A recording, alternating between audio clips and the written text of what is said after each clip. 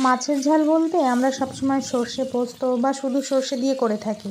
আজকে আমি জিরে বাটা দিয়ে মাছের ঝাল করব। মাছের ঝাল বানানোর জন্য এখানে আমি বাটা মাছ নিয়েছি।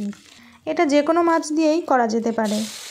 মাছগুলো ভালো করে কেটে ধুয়ে পরিষ্কার করে নিয়ে লবণ হলুদ মাখিয়ে নিয়েছি। কড়াই সাদা তেল গরম করে মাছগুলো ভেজে তুলে নিচ্ছি। খুব বেশি কড়া করে কিন্তু ভাজবো না। এবার কড়াইয়ে আরও কিছুটা সর্ষের তেল ঢেলে দিয়ে গোটা জিরে ফোড়ন দিয়েছি। তারপর দিয়ে দেব আদা, কাঁচা লঙ্কা, পেঁয়াজ, টমেটো, জিরে একসাথে বাটা মশলা। তারপর উপর থেকে স্বাদ মতো লবণ আর পরিমাণ মতো হলুদ গুঁড়ো দিয়ে দেব। মশলা কষানো হয়ে গেলে তেল ছেড়ে আসলে গরম জল দিয়ে দিয়েছি।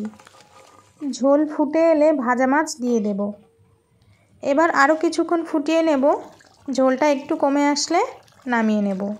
জিরে বাটা দিয়ে বাটা মাছের ঝাল কিন্তু একদম রেডি হয়ে গেছে। এবার এটা গরম গরম ভাতের সাথে পরিবেশন করব। কেমন লাগলো জানিও।